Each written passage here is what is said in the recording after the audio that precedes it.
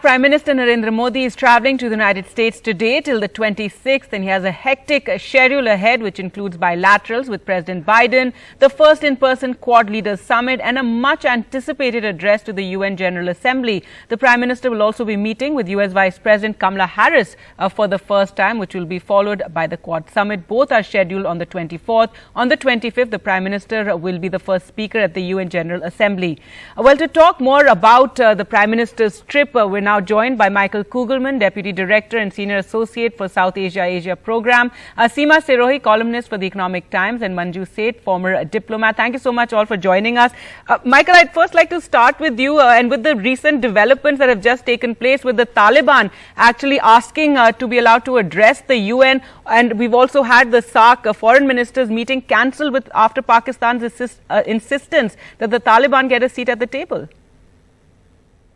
Well, clearly not. According to the Taliban, it has never ceased being the legitimate government of Afghanistan since the end of 2001.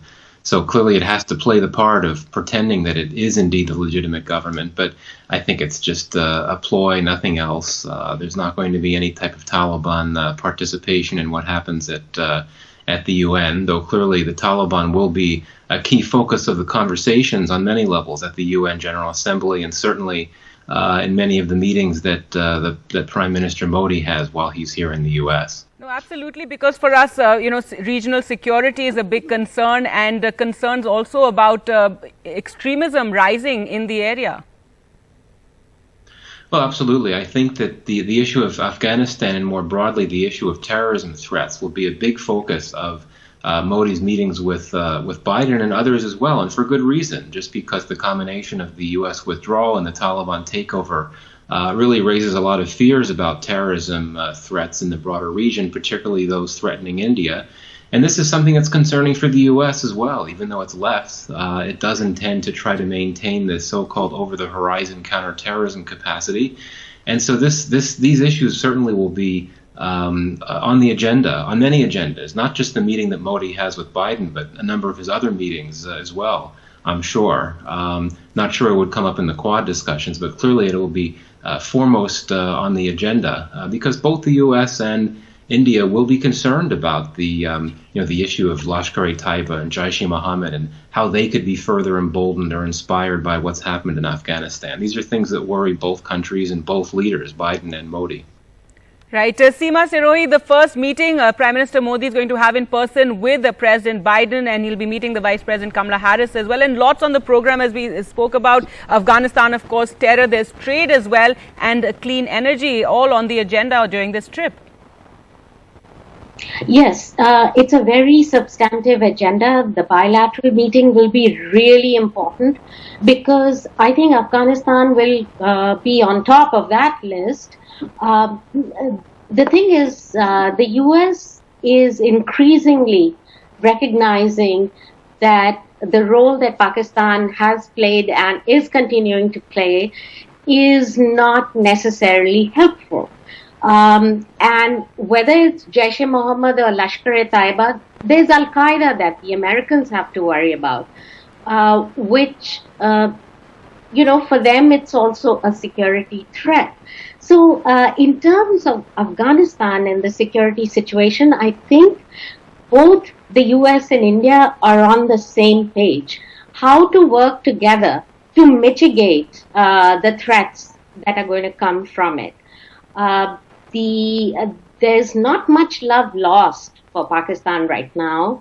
Biden hasn't even called Prime Minister Imran Khan because I think there is a sense that what's the point of talking to Imran Khan? He's not the one making any decisions in Pakistan. It's Pakistan Army that's in charge. So Biden is just basically ignoring Imran Khan, and the National Security Advisor of Pakistan, Moeed Yusuf, who visited Washington and tried very hard to sell the story that, the Americans need to re-look at Pakistan, start anew, think about the relationship differently, etc., etc. He didn't really succeed in any of his objectives. And so, the Pakistanis are reduced to sort of complaining and whining about why President Biden hasn't called Imran Khan. So it's not a very good position to be in. All right.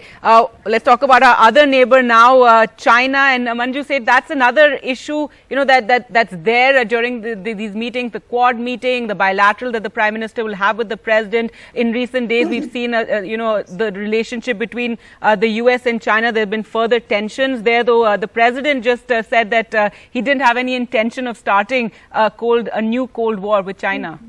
Yes, that's true, because China is, again, as you see, everybody knows, on our line of actual control. There have been negotiations, but they are still very much there and increasing their, their deep infrastructure. And so I think these are issues that are common to India. But of course, as you just mentioned, though the US does not want to start another Cold War, it cannot afford to start another Cold War, because it has a lot of its companies and others, its interests are intertwined very deeply in China, and they cannot completely de-link at the moment. So they will keep continuing to keep their interests in mind. But for India, of course, we have to, while in the Indo-Pacific, we will engage with all the 4 Quad members, other 3 Quad members. We will, of course, need to keep our interests in mind, and keep in mind that China is our neighbor. And as mentioned by the other panelists, Seema and Michael. Wilson.